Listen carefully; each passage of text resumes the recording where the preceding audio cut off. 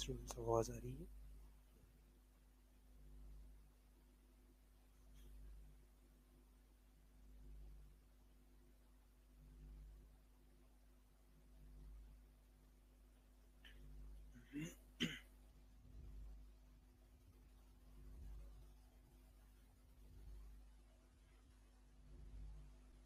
Students आवाज़ आ रही जी?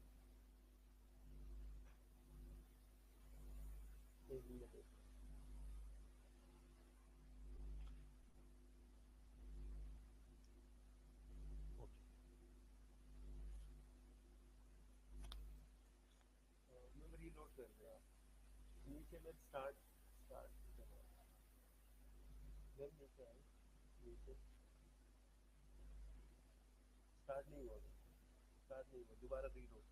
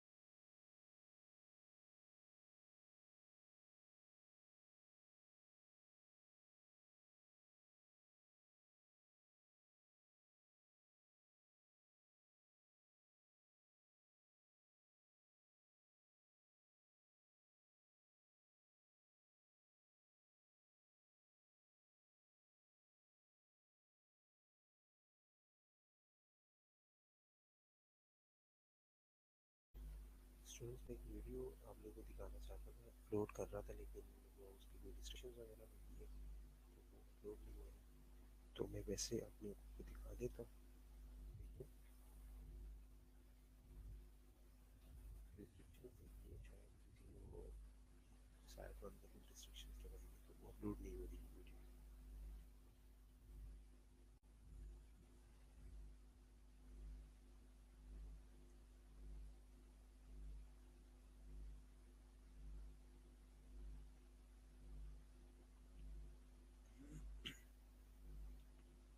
फिर मैं किसी और तरीके से कोशिश करता हूँ कि आप लोगों को वीडियो नजर आए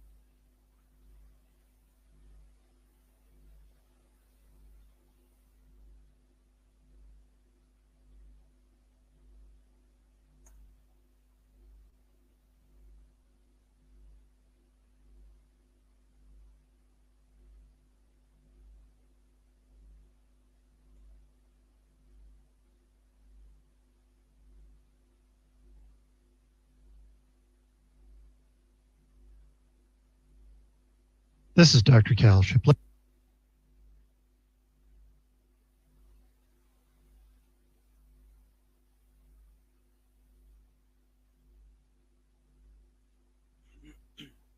आवाज़ कम आ रही है आवाज़ ठीक आ रही है ओके कुछ स्टूडेंट्स ने कहा था कि सर ये वीडियो दिखा रहे हैं ये भी इंसर्शन के बारे में तो इंसर्शन की एक वीडियो मैं आप लोगों को दिखाने जा रहा हूँ ठीक है इंसर्शन की वीडियो में दिखा देता हूँ और वैसे कार्डियोजेनिक शॉक और कार्डियोजेनिक शॉक के अंदर हम आईएबीपी को किस तरह यूज़ करते हैं आईएबीपी उसके अंदर किस तरह जो है वो ऑपरेट करते हैं उसके बारे में एक वीडियो है तो वीडियो अच्छी है वो आप लोगों को दिखा देता हूँ यहाँ पे मैं अपलोड करने जा रहा था लेकिन यहाँ पे उन्होंने शायद कोई रिस्ट्रिक्शन वगैरह बता दी अपलोड नहीं हो रही तो मैं कोशिश करता हूँ कि यहाँ पे आप लोग को दिखा दूँ ठीक है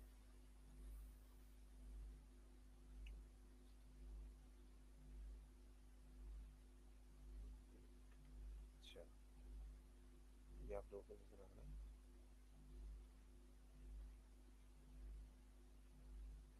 With a review of intra-aortic balloon pump usage in myocardial infarction with cardiogenic shock.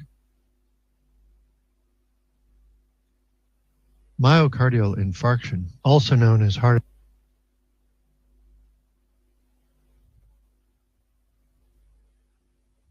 Video नजर आ रही है आप लोगों को?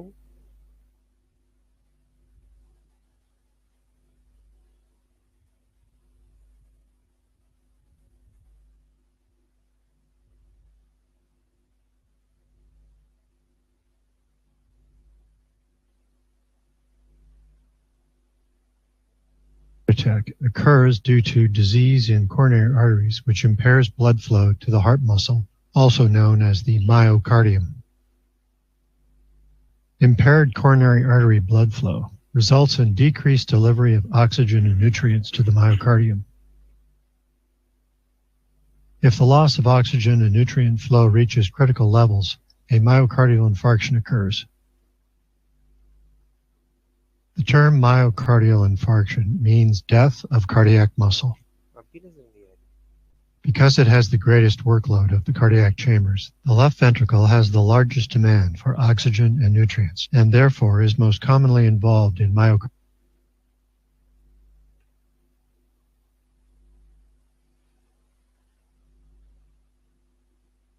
ओके, ओके, चलिए कोशिश करते हैं दूसरे तरीके से कैसे हो सकता है।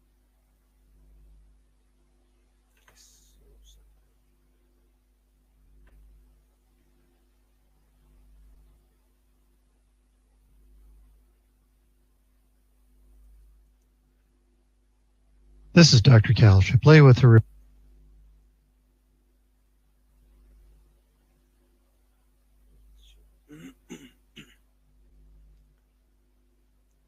ओके, अब नजर आ रही है? review of intra-aortic balloon pump usage in myocardial infarction with cardiogenic shock.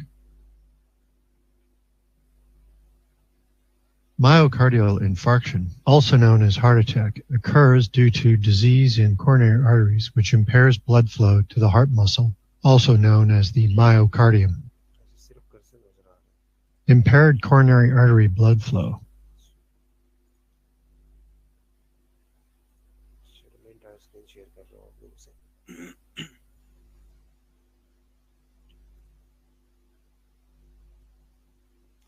अब नजर आ रहा है कुछ?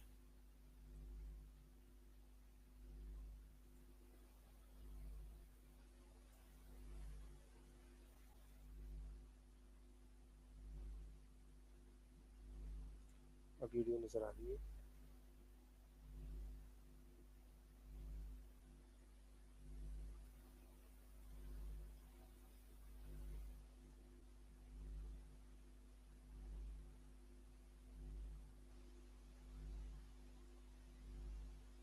ओके, चलो ये वीडियो देख लो साथ साथ, मैं बताता हूँ, ठीक है? अच्छा, ये वीडियो किस चीज़ के बेस पे है? ये वीडियो में एक पेशेंट है, उसे जो है वो कार्डियोजेनिक शॉक हुआ है, ठीक है? कार्डियोजेनिक शॉक होता कैसे है, कार्डियोजेनिक शॉक की जो है वो कार्डियोजेनिक शॉक की पैथोफिजियोलॉजी क्या है? मोहम्मद आमिर, ठीक है, आमिर भी आया आज, ठीक है, ओके। सो कार्डियोजेनिक शॉक की जो है वो पैथोफिजियोलॉजी क्या है, ठीक है? कार्डियोजेनिक शॉक किस तरह जो है वो प्रोग्रेस करता है, और कार्डियोजेनिक शॉक के अंदर जो है वो, थैंक यू आमिर, ओके। और कार्डियोजेनिक शॉक की जो है वो, उसमें हम इंट्रायोटिक बलून प्लेस क्यों करते हैं, कब करते हैं, और कैसे वो प्रोसेस करते हैं, ठीक है? सो ये This is देखिए, Dr. Cal Shipley आवाज आ रही है? वीडियो की आवाज आ रही है आप लोगों को? मुझे ये बता दें बस। with a review of intra-aortic balloon pump usage in myocardial infarction with cardiogenic shock. Myocardial infarction, also known as heart attack, occurs due to disease in coronary arteries, which impairs blood flow to the heart muscle, also known as the myocardium. ठीक है, कहते हैं कि cardiogenic shock या MI क्या है? MI क्या है असल में? मायोकार्डियल इंफार्क्शन क्या है? मायोकार्डियल इंफार्क्शन ये है कि जो मायोकार्डियम में जो कार्डियक मसल्स है, उनको जो है वो ब्लड सप्लाई जो है वो कम हो गई, ठीक है? Impair flow due to artery disease, ठीक है? किसी आर्टरी डिजीज की वजह से जो है वो ब्लड फ्लो जो है वो इम्पेयर हो गई है। ये Impaired क्या coronary डॉट्स जो है artery वो आप blood लोगों को flow नजर आ रही है? results in decreased delivery of oxygen and nutrients to the myocardium. ठीक है, अब ब्लड का काम क्या है, ब्लड फ्लो का काम क्या है? असल में ब्लड का जो है वो मेन रोल क्या है? ब्लड का मेन रोल जो है वो ऑक्सीजन को डिलीवर करना और न्यूट्रिएंट्स को डिलीवर करना। तो ब्लड का मेन काम है ऑक्सीजन और न्यूट्रिएंट्स दोनों को डिलीवर करना, ठीक है? अब अगर ब्लड फ्लो जो है वो कम जा रही है, ठीक है, ब्लड फ्लो जो है वो इम्फेयर हो गई है, ठीक है, तो अगर ब्लड फ्लो इम्पेयर है तो इसका मतलब ये है कि मायोकार्डियम को जो कार्डियक मसल्स हैं उनको जो है वो ऑक्सीजन भी कम मिल रही है और न्यूट्रिएंट्स जो है वो भी कम मिल रहे हैं. If the loss of oxygen and nutrient flow reaches critical levels, a myocardial infarction occurs. ठीक है. अब बहुत ज्यादा जब ये लेवल जो है एक्सीड कर जाए, ठीक है, हार्ट को जो है वो कॉन्टिन्यूसली जो है वो ब्लड भी नहीं मिल रहा, ठीक है, उसकी वजह से जो है वो ऑक्सीजन और न्यूट्रिएंट की कमी जो है वो कॉन्टिन्यूसली हो रही है, उसकी वजह से जो मायोकार्डियल इंफार्क्शन जो है वो स्टार्ट हो जाता है. The term myocardial infarction means death of cardiac muscle. ठीक है. इन्फार्क्शन का मतलब क्या है? डेथ हो गई है वहां पे, ठीक है, ब्लॉकेज है. Because it has the greatest workload of the cardiac chambers, the left ventricle has the largest demand for oxygen and nutrients. अब लेफ्ट वेंट्रिकल जो है ये सबसे इसमें बहुत ज्यादा एरिया जो उनको उसका एरिया थोड़ा सा जो है वो ज्यादा है, उसको जो है वो ऑक्सीजन और न्यूट्रिएंट जो है वो ज्यादा चाहिए, ठीक है. अब यहाँ पे अगर ऑक्सीजन नहीं आ रही है, ठीक है, ऑक्सीजन कम मिल रही है या न्यूट्रिएंट कम मिल रहे हैं तो एपेक्स के ऊपर जो है वो इन्फॉक्शन जो है वो And start हो therefore जाता is most commonly involved in myocardial infarction. While infarction may occur anywhere within the left ventricular musculature, the apex of the ventricle, as shown here, is a commonly involved area. The dead muscle in the area of infarction no longer contracts. अब आप इस video में देख रही है कि यहाँ पे जिस एरिया में ये इन्फॉक्शन हुआ है वो एरिया जो है वो क्या कर रहा है, वो एरिया कॉन्ट्रैक्ट नहीं कर रहा, ठीक है, वो बिल्कुल स्टिल है और बाकी हार्ट जो है वो कॉन्ट्रैक्ट कर रहा है. इंटीरियर से आप देख ले, अंदर से देख ले तो हार्ट इस तरह जो है वो आप लोगों को नजर आएगा, ठीक है. यहाँ जो ये जो एरिया है वो कॉन्ट्रैक्ट नहीं कर रहा, जो पर्पल आप लोगों को शो हो रहा है, और बाकी एरिया जो है वो कॉन्ट्रैक्ट कर रहा है. Cardiac output is reduced, and this reduction in output is directly proportional to the size of the infarct. ठीक है.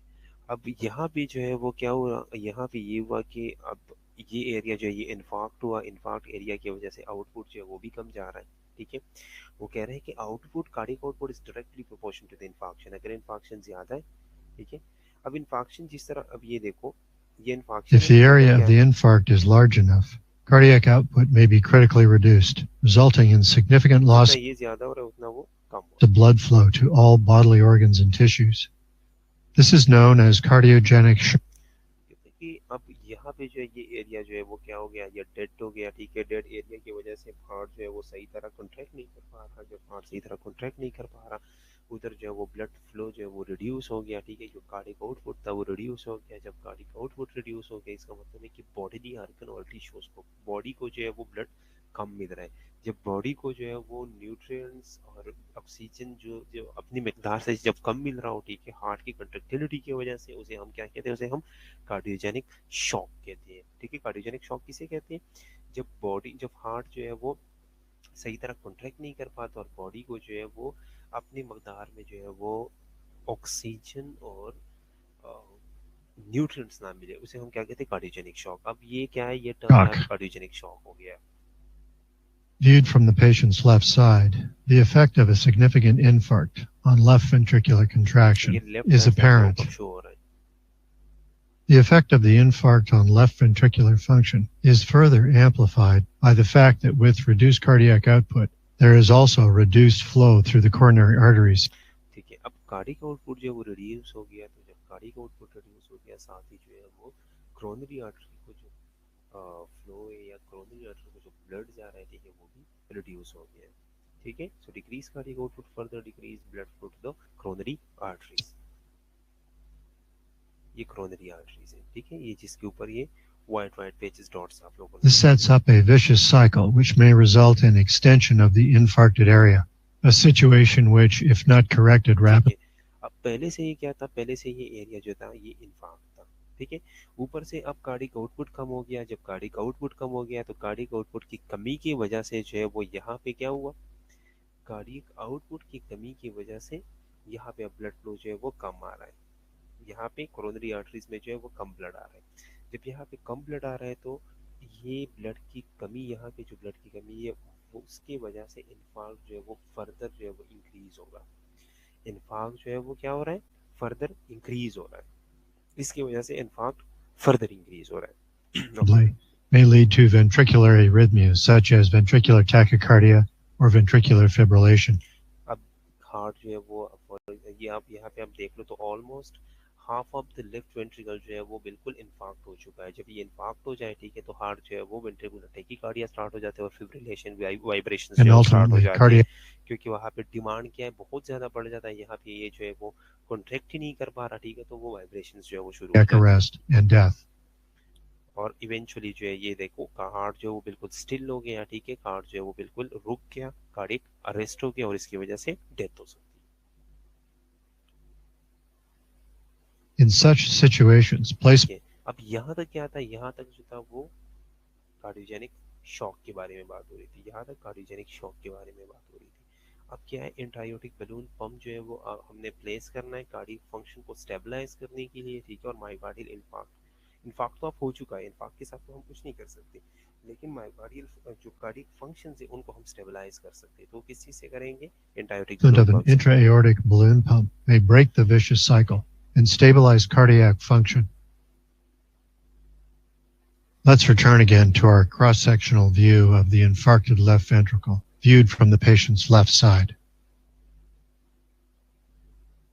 The balloon pump is typically inserted via the left or right femoral artery in the groin and then advanced into the upper aorta and positioned such that the end of the balloon is a couple of centimeters away from the origin of the left subclavian. ठीक है, अब हमने place कहाँ से करना है, ये catheter femoral artery से जो है वो हमने प्लेस करना है, ठीक है, लार्जर जो आर्टरीज, लार्जर जो वेसल्स है उनकी और रीनल आर्टरी के दरमियान में जो है वो हमने क्या करना है, इसे प्लेस कर देना है, ठीक है, राइट से और लेफ्ट से दोनों से कर सकते हैं आप। वहाँ से हमने प्लेस करना है, ठीक है, और बलून को हमने कहाँ तक लेके आना है, यहाँ तक लेके आना है जहाँ हमने ये ख्याल रखना है कि ये जो बलून का टिप है वो सबक्लेवियन आर्टरी से जो है वो कुछ सेंटीमीटर जो है वो नीचे हो, कुछ इंचेस जो है वो नीचे हो। Artery in the aortic arch. The balloon is capable of being inflated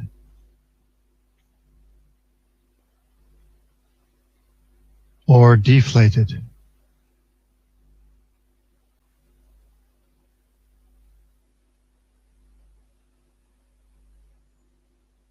During systole, the balloon is deflated. This creates suction within the aortic root, which draws blood into the aorta, increasing cardiac output and reducing the workload of the left ventricle. And reducing the workload in the aortic root, देखिए आप which draws blood inflated. कब ये inflate और deflate हो रहा है। During systole, the balloon is deflated. This creates suction within the aortic root, which draws blood into the aorta, increasing cardiac output and reducing the workload of the left ventricle.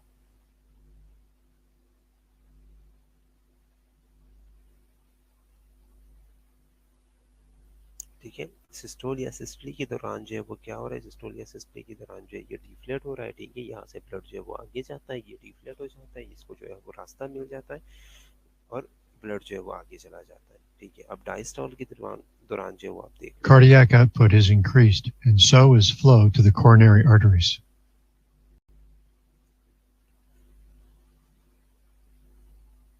एक तो coronary arteries को इस तरह blood चला जाता है, दूसरा आप देखो During diastole, the balloon is inflated. ठीक है, डायस्टली या डायस्टोल के दौरान जो है वो बलून इन्फ्लेट हो जाता है। जब ये This बलून creates इन्फ्लेट हो जाता है, अब ये साइडों पे भी ब्लड था, ठीक है, इधर भी ब्लड है, यहाँ पे प्रेशर जो है वो जनरेट हो जाता है और ये ब्लड जो है ये push back positive pressure within the aorta, pushing blood back towards the left ventricle. ठीक है। अब लेफ्ट वेंट्रिकल की तरफ ब्लड तो आ रहा है, लेकिन यहाँ पे आयोटिक वाल्व जो है वो क्या है, वो क्लोज्ड है। Because the aortic valve is closed during diastole, the blood is pushed into the coronary arteries, further improving flow to the myocardium. ठीक है, अब यहाँ पे ये आयोटिक वाल्व जो है ये क्लोज है, तो यहाँ पे यहाँ से जो है वो क्रोनरी आर्टरीज निकली है, ठीक है, तो ब्लड जो है वो सारा क्रोनरी आर्टरीज के अंदर चला जाता है और मायोकार्डियम को ब्लड फ्लो जो है वो मायोकार्डियम का ब्लड फ्लो जो है वो और बेहतर हो जाता है।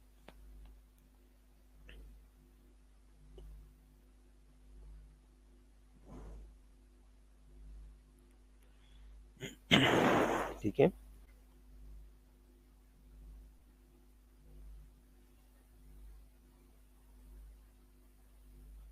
The combination of improved coronary blood flow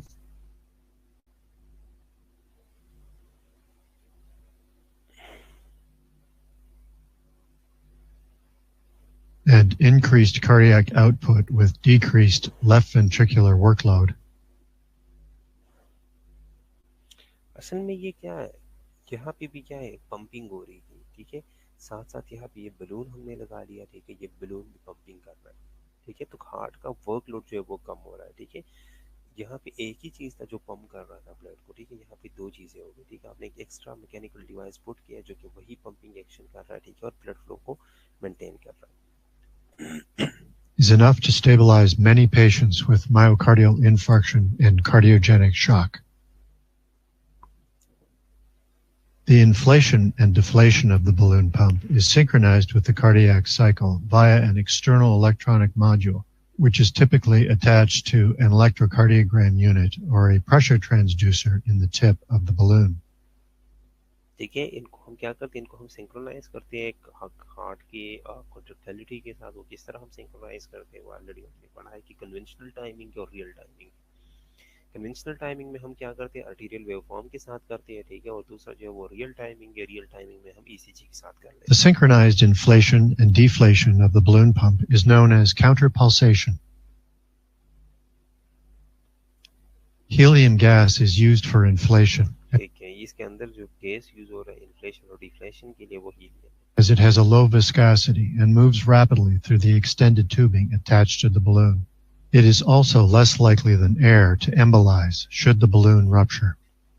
ठीक है, तो यहाँ पे ये क्वेश्चन भी जो है वो क्लियर हो गया कि हीलियम गैस यूज क्यों हो सकता है, यूज क्यों होता है, ठीक है, आप लोगों से कोई पूछ सकता है, ठीक है, तो हीलियम क्यों यूज होता है। एक तो इसकी विस्कोसिटी जो है वो बहुत कम है, विस्कस नहीं है, ठीक है, तो आसानी से जो है वो ट्यूबिंग के अंदर जो है वो मूव कर सकता है, क्योंकि जाहिर बात है हमने एक कैथेटर के थ्रू जो है वो बलून को अटैच किया है बाहर से, ठीक है, तो वहां से यहाँ तक आने में जो है वो कुछ चीज़ों को जो है वो ट्रेवल करना पड़ता है, ठीक है। अब जो चीज़ लो विस्कोसिटी की होगी वो आसानी से ट्रेवल करेगा, ठीक है, अगर हाई विस्कोसिटी की कोई चीज़ है तो वो आसानी से ट्रेवल नहीं कर पाएगा, ठीक है, तो इस वजह से हम हीलियम गैस जो है वो यूज़ करते हैं ताकि वो जो है वो इजीली, क्योंकि उसकी विस्कोसिटी कम है तो वो इजीली जो है वो यहाँ तक ट्रेवल कर सकता है। दूसरी बात क्या है कि लेस लाइकली टू एम्बोलाइज, ठीक है, ये एम्बोलाइज नहीं होता, ठीक है, इसमें चांसेस बहुत कम होते हैं कि ये एम्बोलाई बन के जो है ये आगे जो है वो इन्फाक्ट कर जाए, ठीक है। Balloon rupture. It's important to note that the intra-aortic balloon pump is a temporary measure. ठीक है, ये कल हमने बात की थी कि इंट्रा-एओर्टिक बलून जो है ये क्या है, ये टेम्पररी मेजर है, ठीक है, ये टेम्पररी हम लगाते हैं कि ऐसा नहीं है कि इसे हम परमानेंटली लगाते हैं, इसे हम May be left in place for up to several days until other treatments have been utilized to improve the patient's cardiac condition. तो इसको हम क्या करते हैं, कुछ दिनों के लिए जो है ये प्लेस कर देते हैं, 3 दिन के लिए मोस्टली जो है वो हम 72 आवर्स के लिए जो है इसे प्लेस करते हैं, 3 डेज के लिए, ठीक है, 3 डेज बाद जो है वो हम प्लान करते हैं कि हम कोई और जो है वो इंट्रा-एओर्टिक बलून हम जो है ये तब तक आप प्लेस कर सकते हैं जब तक जो है वो कोई और ट्रीटमेंट मेजर जो है वो आप स्टार्ट कर सकते हैं, ठीक है। तो ये क्या है, ये शॉर्ट टर्म के लिए। अच्छा, अब एक दफ़ा आप लोग खुद इस वीडियो को जो है वो गौर से देख लो, क्योंकि अब मैं नहीं बोलूँगा इसको, आप लोग देख लो, फिर आप लोगों को कोई क्वेश्चन तो आप लोग पूछ सकते हो, फिर आगे हम डिस्कस करते हैं। एक दफ़ा दोबारा से एक वीडियो आप लोग देख लो, ठीक है। This is Dr. Cal Shipley with a review of intra-aortic balloon pump usage in myocardial infarction with cardiogenic shock. Myocardial infarction, also known as heart attack, occurs due to disease in coronary arteries which impairs blood flow to the heart muscle, also known as the myocardium.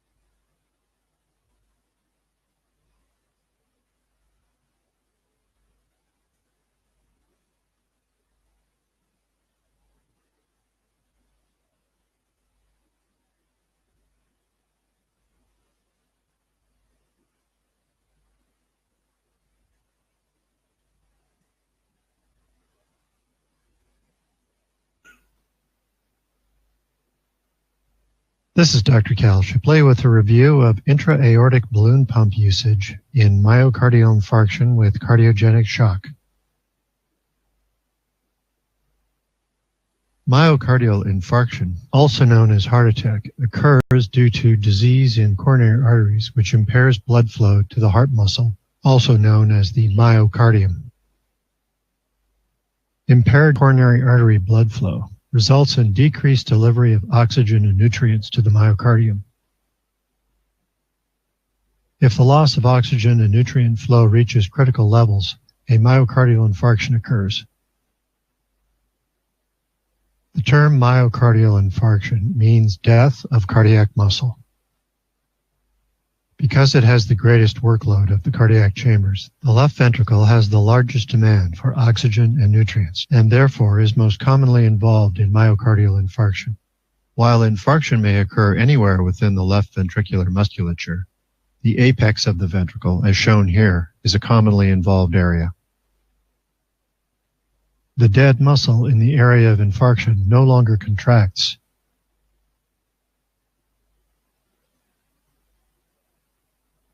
Cardiac output is reduced, and this reduction in output is directly proportional to the size of the infarct.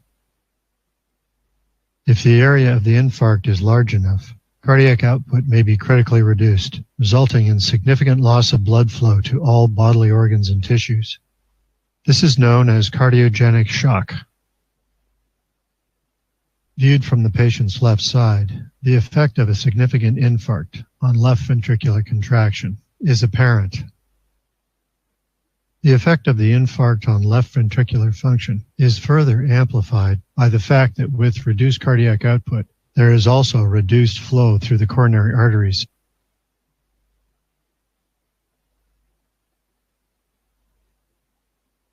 This sets up a vicious cycle which may result in extension of the infarcted area, a situation which, if not corrected rapidly, may lead to ventricular arrhythmias such as ventricular tachycardia or ventricular fibrillation, and ultimately cardiac arrest and death.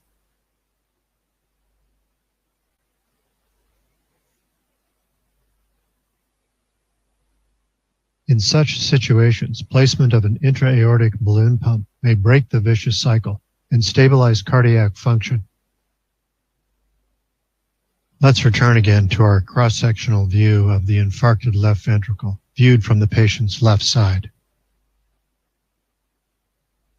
The balloon pump is typically inserted via the left or right femoral artery in the groin and then advanced into the upper aorta and positioned such that the end of the balloon is a couple of centimeters away from the origin of the left subclavian artery in the aortic arch. The balloon is capable of being inflated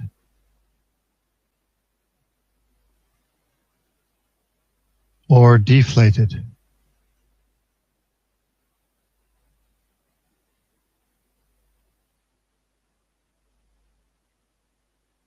During systole, the balloon is deflated.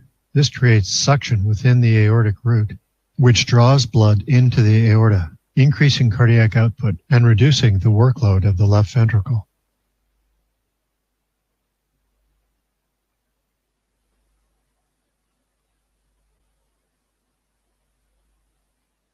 Cardiac output is increased, and so is flow to the coronary arteries.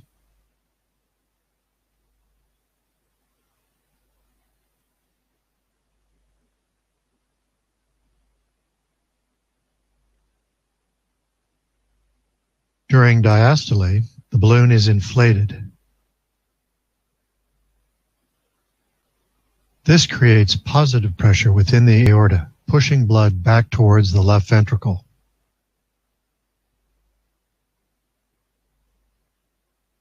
Because the aortic valve is closed during diastole, the blood is pushed into the coronary arteries, further improving flow to the myocardium.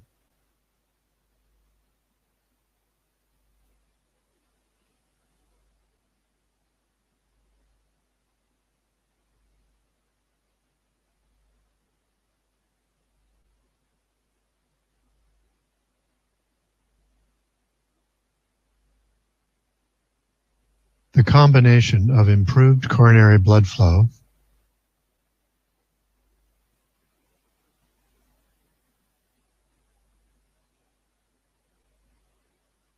and increased cardiac output with decreased left ventricular workload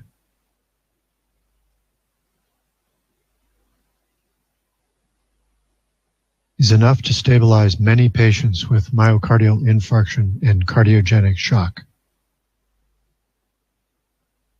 The inflation and deflation of the balloon pump is synchronized with the cardiac cycle via an external electronic module, which is typically attached to an electrocardiogram unit or a pressure transducer in the tip of the balloon. The synchronized inflation and deflation of the balloon pump is known as counterpulsation.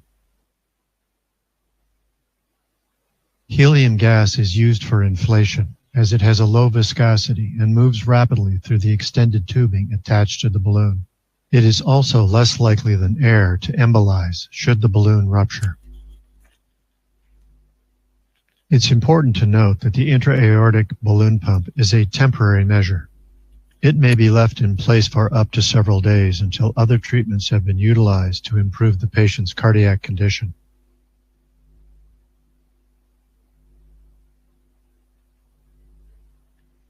Okay students, अब बताएं आप लोग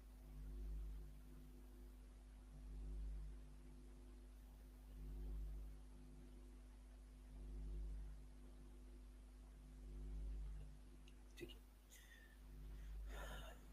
कौन कौन सी चीज़ें जो है वो इससे पता चली है आप लोगों को। अच्छा, किन किन चीज़ों का पता चला आप लोगों को अभी इस एक वीडियो को देख के। हमारा टॉपिक जो है वो क्या है, हमारा टॉपिक है IA B B। इस टॉपिक को लेके इसको माइंड में रख के जो है हमें किन किन चीज़ों का पता चला इस एक वीडियो में। इंडिकेशन का पता चल गया, इंडिकेशंस का पता चल गया। इस एक वीडियो से आप लोगों को इंडिकेशंस का अंदाज़ा लग गया। हमने इसमें देखा कि क्या हम इसे कार्डियोजेनिक शॉक में लगा सकते हैं, ठीक है। हमने ये देखा कि हम इसे कार्डियोजेनिक शॉक में लगा सकते हैं और किस चीज़ में लगा सकते हैं, MI में लगा सकते हैं, ठीक है। मायोकार्डियल इन्फार्क्शन जिसे हम MI कहते हैं, ठीक है, MI में लगा सकते हैं। इसके अलावा कार्डियक इंसफिशिएंसी में लगा सकते हैं, कार्डियक इंसफिशिएंसी हो उसमें हम लगा सकते हैं। इंडिकेशंस का हमें पता चल गया, ठीक है। इसके अलावा हमें ये पता चला कि कार्डियोजेनिक शॉक जो है वो क्या है और किस तरह जो है वो प्रोसेस करता है, ठीक है। ओके, फिर अब हम इसे प्लेस कर रहे हैं, ठीक है। अब और किन किन चीज़ों का जो है वो पता चला आप लोगों को कि हम इसकी प्लेसमेंट किस तरह करते हैं। अब प्लेसमेंट में हमें किन किन चीज़ों का अंदाज़ा हुआ। इंसर्शन कहाँ से होनी है, इंसर्शन कहाँ से होनी है, फेमरल आर्टरी से। इंसर्शन कहाँ से होनी है, फेमरल आर्टरी से। अब फेमरल आर्टरी से हम इसे जो है वो इंसर्ट कर सकते हैं, किस फेमरल आर्टरी से, राइट से या लेफ्ट से। तो हम दोनों से जो है वो इसे इंसर्ट कर सकते हैं, ठीक है। अच्छा, अब इसको जो है वो कहाँ तक आपने एक्सटेंड करना है, कहाँ तक जो है वो आपने प्रोग्रेस करना है, ठीक है। तो प्रोग्रेस हम इसे करते हैं कहाँ तक, प्रोग्रेस हम कहाँ तक करते हैं, इसका टिप जो है वो कहाँ पे होना चाहिए। जो कैथेटर है उसका टिप जो है वो कहाँ पे होना चाहिए। इसके लिए कोई पोजीशन स्पेसिफाई है, क्या है, कहाँ तक जो है वो होना चाहिए इसका टिप। वीडियो आप देखने का, दिखाने का भी यही मकसद था कि आप लोग चीज़ें जो है वो नोट कर लो। Subclavian, okay. अब लेफ्ट सबक्लेवियन जो है सबक्लेवियन से थोड़ा सा नीचे होना चाहिए, ठीक है। कुछ इंचेस का जो है वो दोनों में फासला होना चाहिए। अब ये इंचेस का फासला जो है वो हम क्यों रखते हैं, अब इसका भी एक रीज़न है कि ये फासला हम इसलिए रखते हैं कि अगर अगर ये बैलून फॉर एग्जांपल, अब ये इस तरह एक एयोटिक आर्च है, ठीक है, यहाँ पे जो है वो इस तरह वो निकले है, ठीक है, सबक्लेवियन। यहाँ पे जो है वो हम इस बैलून को जो है वो रखते हैं। अब अगर इस बलून को आपने यहाँ तक आप इस बलून को ले आए, ठीक है, तो ये बलून जब इन्फ्लेट होगा, ये बलून जब इन्फ्लेट होगा ये इस इन वेसल्स को जो है वो क्या कर लेगा, ब्लॉक कर लेगा, इन वेसल्स को जो है वो क्या कर लेगा, ब्लॉक कर लेगा। तो इस वजह से हम इसे जो है वो थोड़ा सा नीचे रखते हैं, ठीक है, ताकि ये वेसल्स जो है ये ब्लॉक ना हो, ठीक है, इनकी ओपनिंग जो है वो क्या हो, वो ब्लॉक ना हो।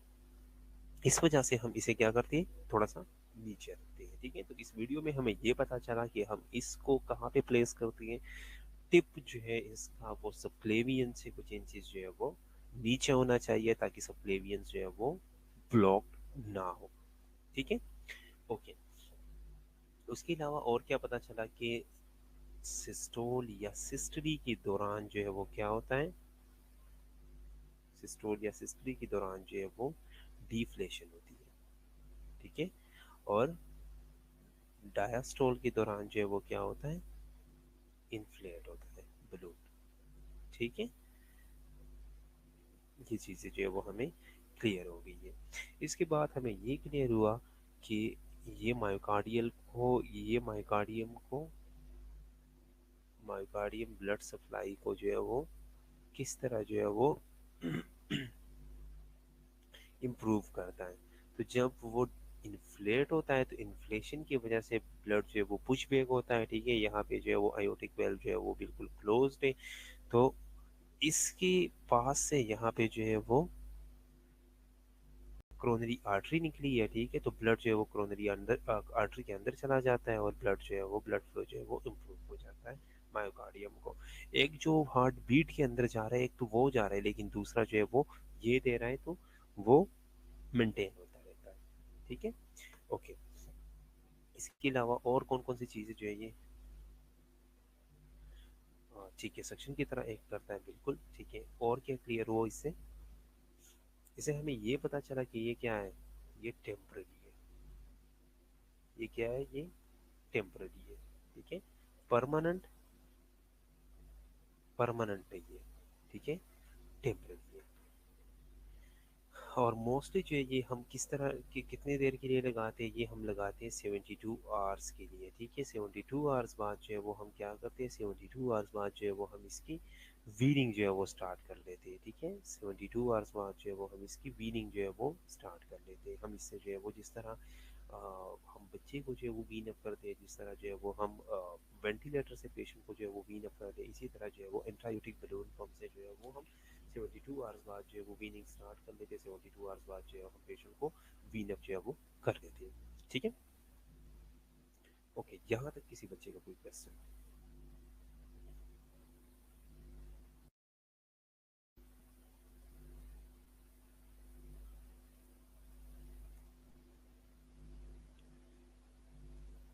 एक चीज और हमने इसमें देखा कि इसकी हम टाइमिंग जो है वो किस तरह सेट करते हैं, ठीक है। या ये जो बीट कर रहा है, ये जो इन्फ्लेट और डिफ्लेट हो रहा है, ये किस वक्त जो है वो इन्फ्लेट और डिफ्लेट होना चाहिए। तो इन्फ्लेशन डिफ्लेशन जो है वो क्या, वो सिंक्रोनाइज होना चाहिए कार्डियक साइकिल के साथ, ठीक है। वो सिंक्रोनाइज होना चाहिए किस चीज के साथ, कार्डियक साइकिल के साथ, ठीक है। और कार्डियक साइकिल के साथ हम इसको किस तरह सिंक्रोनाइज करते हैं, ईसीजी के साथ, ठीक है। मोस्टली जो है अब यही यूज होता है, ठीक है। इस वजह से उसने सिर्फ वीडियो में एक के बारे में बात की है, उसने सिर्फ और सिर्फ वीडियो में जो है वो रियल टाइमिंग के बारे में बात की है, ठीक है। तो रियल टाइमिंग के बारे में उसने इसलिए बात की है कि मोस्टली यूज्ड और मोस्टली वैलिड जो है वो क्या है, वो रियल टाइमिंग है, ठीक है। ये जो पहले वाला था ना, जो हम आर्टीरियल वेवफॉर्म के साथ करते हैं, अब आर्टीरियल वेवफॉर्म के साथ सेट करना जो है वो ठीक है, लेकिन आर्टीरियल वेवफॉर्म में मसला ये है कि अ, उसमें इशू ये आता है कि अ, उसमें अगर किसी का कार्डियक रिदम जो है, कार्डियक साइकिल जो है वो, उसका रिदम जो है वो डिस्टर्ब हो जाए तो उसमें प्रॉब्लम आती है, ठीक है।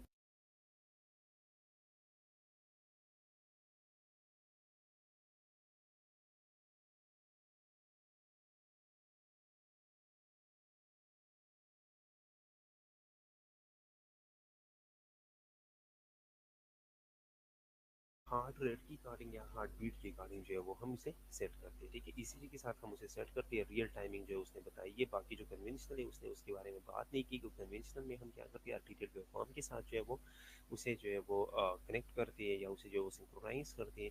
लेकिन उसमें इशू ये आता है कि अगर किसी का कार्डियक रिदम जो है वो खराब है, देखिए एरिथमिया है से किसी को, ठीक है, तो उसमें जो है वो इशू आता है, उसकी टाइमिंग जो है वो इरेगुलर हो जाती है, ठीक है। ओके, हाँ जी, बिल्कुल रेगुलर बीट के साथ जो है वो प्रॉब्लम आती है। ओके, इसके अलावा जो है वो हमने इसमें ये देखा कि इसकी इन्फ्लेशन और डिफ्लेशन के लिए जो है वो क्या यूज़ होता है। तो इन्फ्लेशन और डिफ्लेशन के लिए जो है वो हीलियम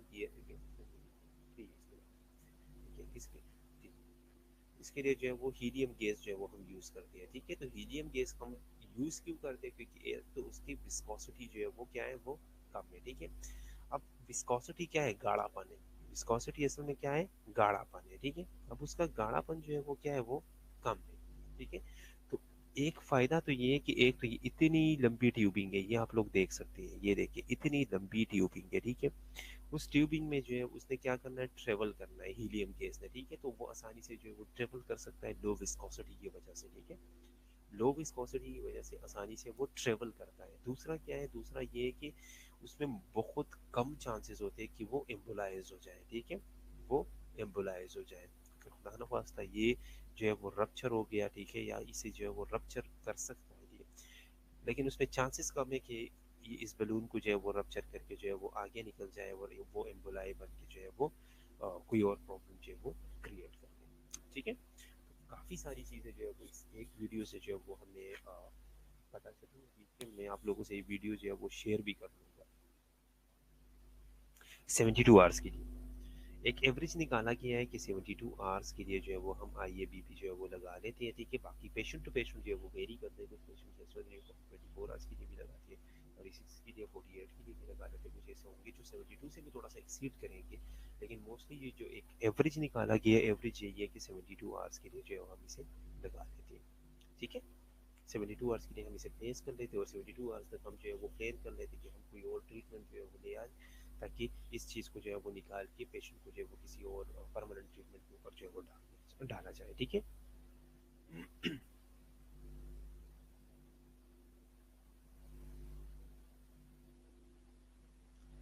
अब इसमें कोई क्वेश्चन।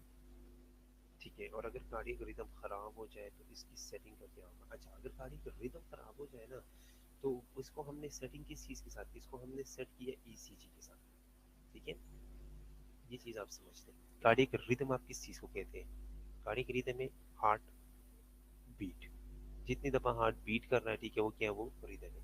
ठीक है, अब हमने किस चीज़ के साथ सेट किया है इसे, ECG के साथ सेट किया। अब जितनी दफ़ा हार्ट जो है वो बीट करेगा, इतनी दफ़ा ये जो एक वेव है ECG का वो बनेगा। ये जो एक वेव है ECG का वो जो है वो बनता रहेगा। ठीक है, ये एक वेव जो है वो बनता रहेगा। अब ये वेव जो ECG का बन रहा है, एक दफ़ा जो है वो हार्ट ने बीट किया, ठीक है, ECG का जो है वो एक वेव जो है वो बन गया। ठीक है, और ये ECG के साथ है, एक वेव के साथ ये एक दफ़ा इन्फ्लेट और डिफ्लेट होगा, एक दफ़ा ये इन्फ्लेट और डिफ्लेट होगा। तो कोई इशू ही नहीं है, कार्डियक रिदम ख़राब भी हो तो कोई इशू नहीं है। दूसरा ये कि कार्डियक रिदम अगर ख़राब हो जाए, उसके लिए हम IABP प्लेस नहीं करते, उसके लिए हम जो है वो पेसमेकर्स जो है वो लगा लेते हैं। उसके लिए जो है वो हम पेसमेकर्स जो है वो लगा लेते हैं। पेसमेकर्स भी दो तरह के होते हैं, टेम्पररी और परमानेंट पेसमेकर्स। ठीक है, तो वो हम इस तरह करते हैं। ECG के साथ किस तरह कनेक्ट करते हैं वो हम कल पढ़ेंगे कि किस तरह करते हैं, किस वेव के ऊपर जो है वो हम असल में हमने कल जो है वो डिस्कस भी किया था थोड़ा सा, कि R वेव के साथ और T के साथ हम कर लेते हैं। ठीक है, ये आप देख लें QRS, इसके टाइमिंग के बारे में कल हमने सिर्फ थोड़ी सी बात की थी। ये देखिए, इन्फ्लेशन जो है वो मिडल ऑफ टी वेव है। ठीक है, inflation is middle of T wave के साथ जो है वो हम इसे सिंक्रोनाइज कर लेते हैं। ठीक है, और दूसरा जो है वो हम आर वेव के साथ जो है वो सिंक्रोनाइज करते हैं। ठीक है, आर वेव के ऊपर जो है वो डिफ्लेशन होती है। ठीक है, और टी वेव के ऊपर जो है वो इन्फ्लेशन होती है। ठीक है, ओके, तो इंशाल्लाह हम फिर अभी से यहाँ तक अगर कोई क्वेश्चन हो तो पूछ सकते हैं। ठीक है, तब तक मैं आप लोगों का अटेंडेंस मार्क कर लेता हूँ, अगर कोई क्वेश्चन हो तो ड्रॉप कर लो।